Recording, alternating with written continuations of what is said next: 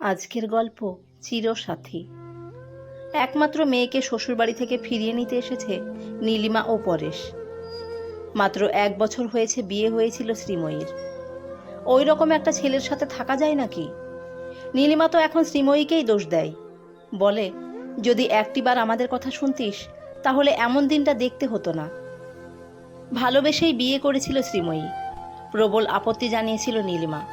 পরেশ তো রাগ করে 3 দিন শ্রীময়ীর সাথে কথাই বলেনি। শেষ পর্যন্ত মেয়ের জেদের কাছে হার মানতে বাধ্য হয়েছিল দুজনেই।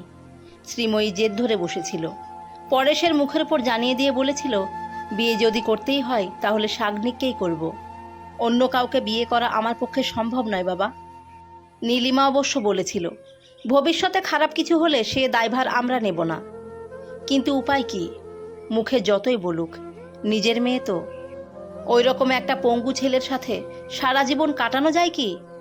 কতই বা বয়স শ্রীময়ীর, মাত্র 24 বছর। মেয়ের ভালো থাকার কথা চিন্তা করেই নীলিমা ও পরেশ দুজনে এসেছে আজ শ্রীময়ীকে বাড়ি ফিরিয়ে নিয়ে যেতে। শ্রীময়ীর সাথে 7 বছরের প্রেম ছিল সাগ্নিকের। মধ্যবিত্ত সাগ্নিক শ্রীময়ীর যোগ্য নয় বলেই দাবি করেছিল পরেশ। নীলিমা বলেছিল ওই তো একটা প্রাইভেট ফার্মে চাকরি, কত টাকা আর বেতন পাই, তোকে ভালো রাখতে পারবে তো?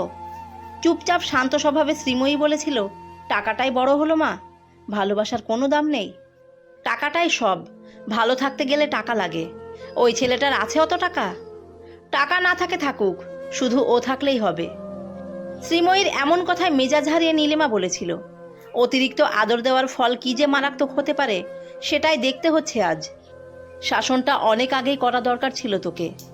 কে জানতো বিয়ের 1 বছরের মধ্যেই সাগ্নিক দুটো পায়ের শক্তি হারাবে। সবই কপাল, তা না হলে এইভাবে দুর্ঘটনা ঘটে? বাড়ি থেকে মাত্র 1.5 কিলোমিটার দূরেই ঘটল দুর্ঘটনা।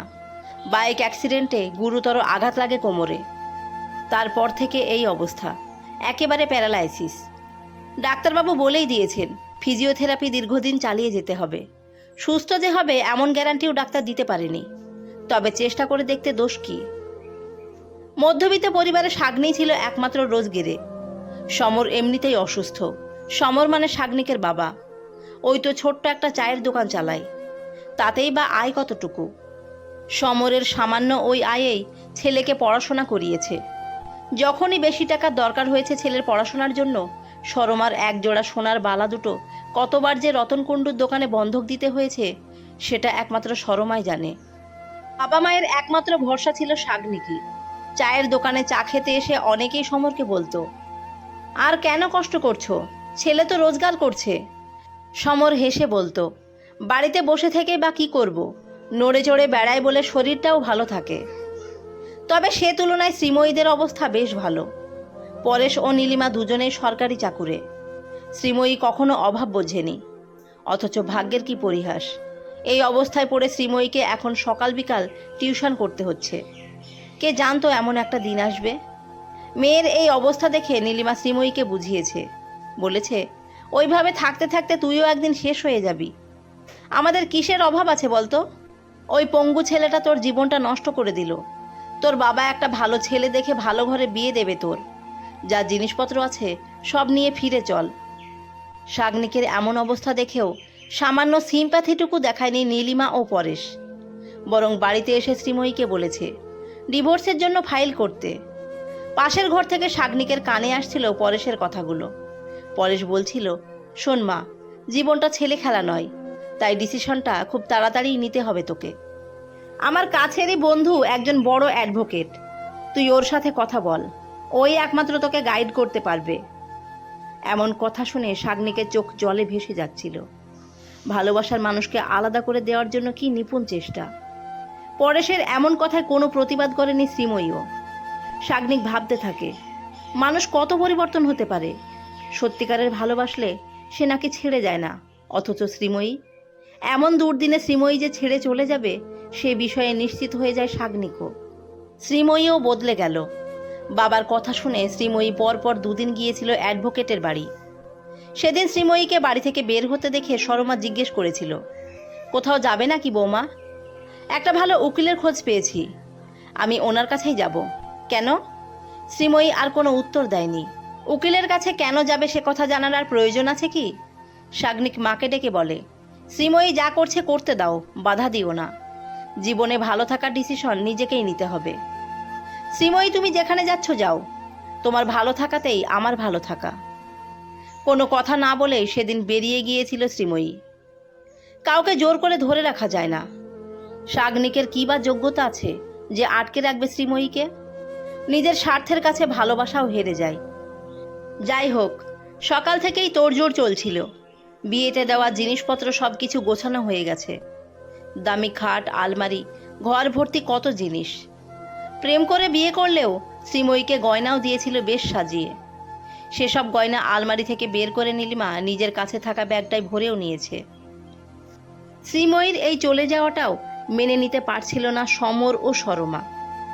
মধ্যবিত্ত বাড়ির মানুষদের এই এক বড় সমস্যা। না পারে কারোর কাছে হাত পাততে, না পারে মুখে কিছু বলতে। ছেলের মুখের দিকে তাকালেই চোখে জল এসে যাচ্ছিল সরমার। কিন্তু উপায় কি? এদিকে শ্রীময়ীও রেডি চলে যাওয়ার জন্য। বেশ পরিপাটি করে শাড়িও পরেছে আজ। শাড়ি পরেছে দেখে নীলিমা বলে, আবার শাড়ি পরার কি দরকার ছিল?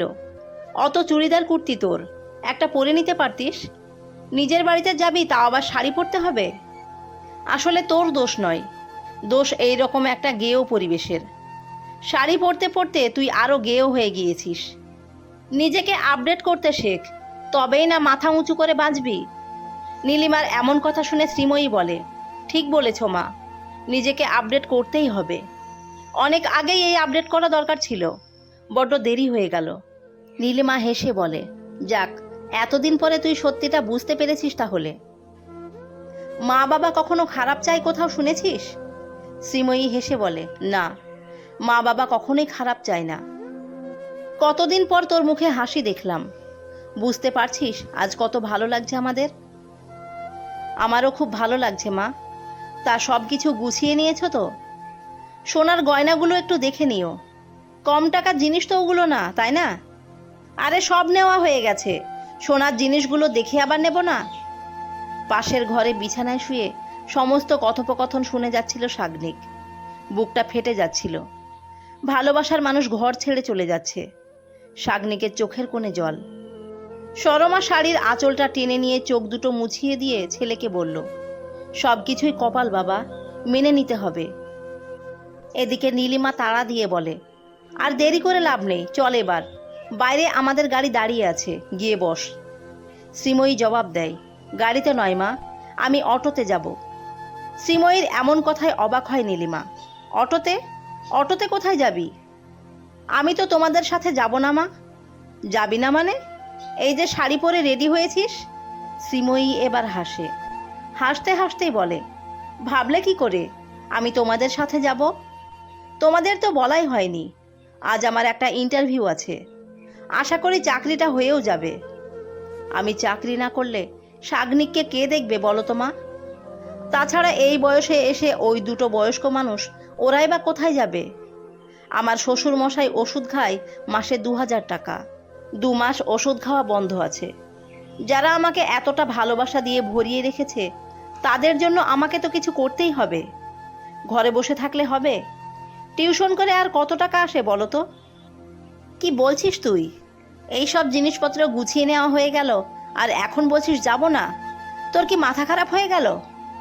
মাথা খারাপ কেন হবে? আমি ঠিকই করেছি। তোমাদের দেওয়া আভিজাত্যের অহংকারকে তোমাদের সাথে পাঠিয়ে দিতে পারছি, এটা তো কম আনন্দের কথা নয়। তুমি বলছিলে নিজেকে আপডেট করতে, আমি সেই আপডেটটাই আজ করলাম। তোমাদের আভিজাত্য অহংকারের সব জিনিস নিয়ে চলে যেতে পারলেও পারবে না আমাকে নিয়ে যেতে। কারণ আমার ভালোবাসার অহংকারটা এখানে পড়ে আছে, তাই ওকে ছেড়ে যাওয়া সম্ভব নয়। আজ ওই দুর্ঘটনাটা শাগনিকের না হয়ে আমারও তো হতে পারত। সেদিন কি করতে? আমার পাশে থাকতে তোমরা। আমি যতদূর তোমাদের চিনি, তোমরা পাশে থাকতে না। জীবনে যে কটা দিন বাঁচবো আমি শাগনিককে নিয়েই বাঁচতে চাই মা। ভালোবাসা মানে ছেড়ে যাওয়া নয়। তাছাড়া ভাবলে কি করে আমি তোমাদের কথায় রাজি হয়ে যাব? যার হাত ধরে একদিন এই বাড়িতে এসেছিলাম, তার হাতে হাত রেখেই সারা জীবন কাটিয়ে দেব। ভালোবাসলে সবাই ছেড়ে যায় না। আমার মতো কেউ কেউ আছে যারা নিজের ভালোর জন্য এভাবেই নিজেকে আপডেট করে। আর একটা কথা, আমি উকিলের কাছে গিয়েছিলাম শুধুমাত্র ভালো পরামর্শ নেওয়ার জন্য, বিচ্ছেদ ঘটানোর জন্য নয়। আমার চাকরিটা তো উনিই খুঁজে দিয়েছেন, সেটারই আজ ইন্টারভিউ আছে। কিছু কিছু মানুষ থাকে যারা জীবনকে জীবনের সাথে জুড়ে দিতেই চেষ্টা করে। প্লিজ মা, আমার এই ভালোবাসায় ভরা এই সুন্দর ঘরটা আর কখনো ভাঙতে এসো না। ফোন করে আর কোনোদিন বলবে না ছেড়ে ছুড়ে দিয়ে চলে আয়। তোমাদের মতো মায়েদের জন্য কত মেয়েরই না সংসারটা হলো না। মেয়ের ডিভোর্স করিয়ে দিয়ে তোমরা নিজেরা কিন্তু স্বামীর সাথেই থাকো। কি অদ্ভুত তোমরা। সে যাই হোক, এবার আসতে পারো মা, অনেক দেরি হয়ে গেল আমার, আমাকে যে অটো ধরতে হবে। আজকের গল্পটি ভালো লেগে থাকলে সাবস্ক্রাইব করে পাশে থাকবেন এবং লাইক কমেন্ট শেয়ার করবেন। ধন্যবাদ সবাইকে।